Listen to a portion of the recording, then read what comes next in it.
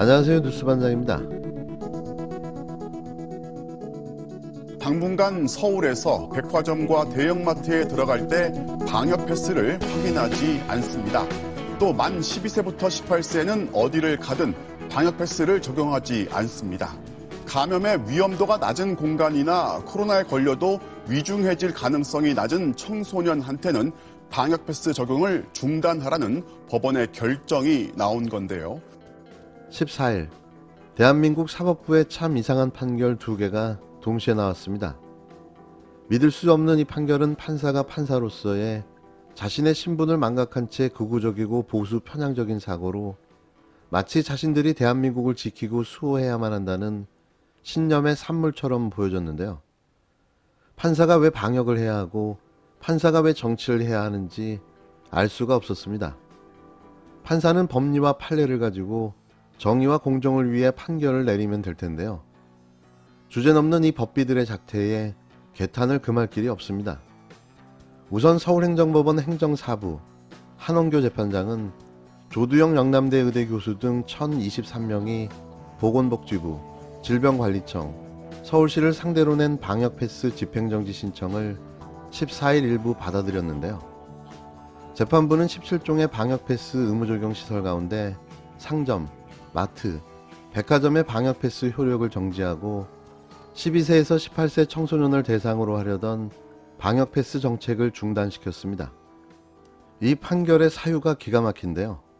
상점마트 백화점은 생활필수 시설로 많은 사람들이 모이지만 식당 카페보다는 위험도가 상대적으로 낮고 코로나19 감염에 따른 중증화율이 현저히 낮은 청소년들을 방역패스 적용 대상으로 삼는 것은 근거가 있는 제안이라고 보기 어렵다는 이유입니다. 이게 의료 전문가도 아닌 판사가 내릴 수 있는 판결인가요? 모든 국민들은 코로나 상황에서 많은 희생을 감수하고 지켜온 방역입니다. 또 정부가 체계적이고 과학적인 방역으로 그나마 지켜내고 있던 방역인데요. 이 판사의 판결로 방역 시스템이 한순간 무너지고 만 거죠. 무슨 근거로 이런 황당한 판결을 내릴 수 있었을까요? 특히 12세에서 18세 청소년들의 코로나 감염이 확산되고 있는 이 중요한 시점에 말이죠. 국민의 정서와 동떨어진 판결, 공감 능력도, 전문성도 없는 일개 개인이 판단하고 내린 이 무책임한 판결이 전 국민을 분노하게 만들고 있습니다. 저는 오늘 반드시 MBC의 잘못된 왜곡된 사례에 대해 지적하고 정당한 국민의 목소리를 전달하겠습니다. 그제는 CBS, 어제는 YTN, 오늘은 MBC, 내일은 또 어디 가실 겁니까? 방송장악 예행 연습, 언론 자유 침해하는 순회 공연 중단하시고 돌아가십시오. 같은 날 저녁에 나온 김건희 씨 7시간 통화 녹취록 방송 금지 가처분 일부 인용 판결도 황당 그 자체인데요. 판사는 법리를 있는 그대로 적용하면 될 일입니다. 판사가 정치를 고민할 이유가 없는 거죠. 왜 진영간 유불리와 득실을 따져 판사가 판결을 내려야 하는지 의문투성인데요. 역대 이런 방송 공개를 법원이 일부 공개로 제동을 건 사례는 없습니다. 단지 당사자가 야권의 유력 대선 후보 부인이라는 것 말고는 특이한 사항이 없는데요. 판사가 정치를 한 거죠. 국힘당이 윤석열 대선 후보 부인 김건희 씨와 기자가 나눈 통화 녹취록을 공개하겠다는 MBC를 상대로 방송을 금지해달라며 가처분을 제기해 법원에서 일부 받아들였습니다. 서울서부지법 민사합의 21부 박병태 수석부장판사는 14일 김건희 씨가 MBC를 상대로 낸 방송금지 가처분 신청을 일부 인용했는데요. 있을 수 없는 일이었습니다. 재판부는 MBC 스트레이트의 방송 예정 내용 중 김건희 씨의 수사 중인 사건과 관련된 발언, 언론사 내지 사람에 대한 불만을 표현하는 과정에서 다소 강한 어조의 발언, 정치적 견해 등과 관련 없는 대화 등을 금지해야 한다고 판단했는데요. 이날 오전 김건희 씨와 MBC 측 대리인은 불법과 공익성 여부를 놓고 법정 공방을 벌였습니다. 법원은 김 씨가 공적 임무에 해당한다고 방송이 공익을 위한 것이라고 판단했는데요. 법원이 일부 녹취록을 제외하곤 방송이 가능하다고 결정했습니다. 다만 수사 관련 사안과 정치적 견해와 관련 없는 일상 대화는 방송하지 못한다고 결정했는데요. 사실상 언론 자유의 본질적 부분은 침해할 수 없다는 법원의 판단이 나온 겁니다. 그래도 전체 공개가 안 된 부분은 아쉬운 대목인데요. 김씨 측 대리인은 취재 형식이 아니라 어려운 상황에 처해 있는 피해자를 도와주겠다고 접근한 후 매우 사적인 대화 내용을 모두 녹음해 이를 공개하겠다는 것이라며 이는 헌법상 보장된 음성권 침해라고 주장했습니다.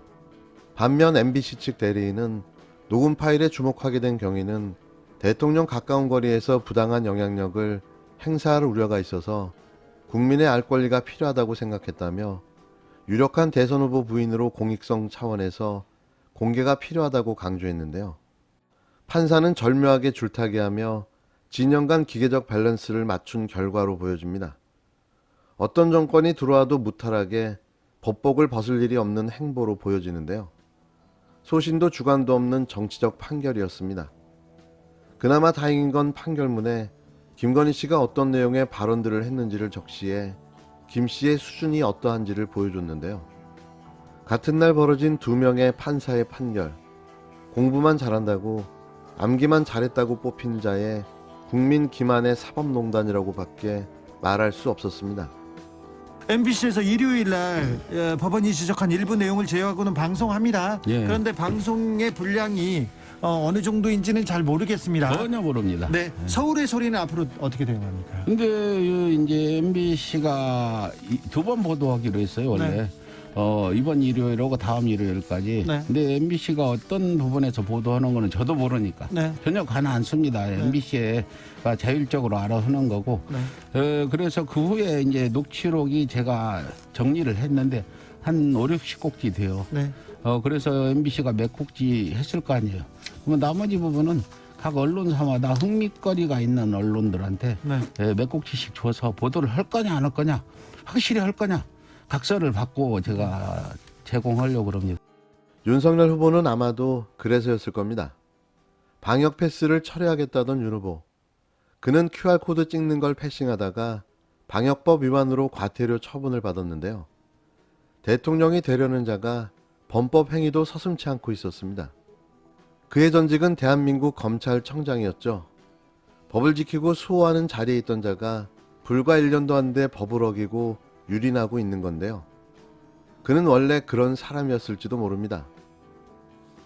윤석열 국힘당 대선 후보가 선거운동 과정에서 실내에 입장하며 코로나19 예방접종 증명을 위한 QR코드를 찍지 않아 감염병 관리법 위반으로 과태료 처분을 받게 됐습니다. 앞서 SNS를 통해 방역 패스를 철회하겠다고 공약했던 윤 후보에 대해 방역당국은 신고가 접수돼 확인한 결과 QR코드뿐만 아니라 수기명부 작성 등 아무런 조치도 취하지 않은 것으로 드러났다며 과태료 처분 결정을 내렸습니다.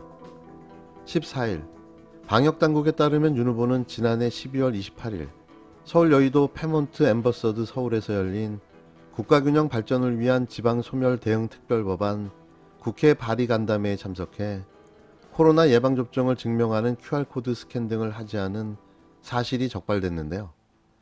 솔선수범을 보여도 모자랄 대선 후보의 어이없는 행동이었습니다. 당시 간담회 참석 과정에서 직접 QR코드로 인증하는 모습이 영상으로 찍힌 이재명 더불어민주당 대선 후보와 달리 윤 후보가 QR코드 스캔을 하지 않았다는 신고가 접수돼 방역당국은 최근 현장 CCTV 영상과 QR코드 기록 등을 조회한 끝에 윤 후보가 코로나19 예방접종 증명을 위한 어떠한 조치도 취하지 않았다는 사실을 확인했는데요. 이러다 보니 백신 접종을 했는지도 의심스럽습니다. 정부는 다중이용시설 이용자에 대한 방역 패스 의무화로 접종 증명을 하지 않은 위반자에 대해 감염병 관리법 위반 혐의를 적용해 10만 원의 과태료를 부과하고 있는데요. 방역당국은 출입자 명단 등 현장 조사를 한 결과 위반 사항이 확인돼 행정 절차 통보한 상태라며 대상자에게 과태료를 부과할 예정이라고 설명했습니다. 앞서 윤 후보는 지난 11일 페이스북에 비과학적 방역 패스 철회, 9시 영업 제한 철회, 아동 청소년 강제 백신 접종 반대라는 내용의 게시물을 올렸는데요. 오미크론 변이에 대응하기 위해 방역 조치를 강화한 방역당국을 비판한 것으로 풀이됩니다. 윤 후보는 같은 날 진행된 국회 토론회에서도 기본권을 제한하는 조치는 타당한 근거가 있어야 하는데 지금 정부의 방역 대책은 과학적 분석이나 역학 자료를 바탕으로 하고 있지 않다고 말했는데요. 그는 이 같은 공약을 발표하기 전에 이미 감염병 관리법 위반으로 인한 과태료 처분을 안내받은 것으로 확인됐는데요. 그렇다면 윤 후보의 대안은 뭘까요? 무엇을 비판하려거든 대안을 제시해 주시기 바랍니다. 하나마나한 비판은 우리 아들도 할 수 있습니다.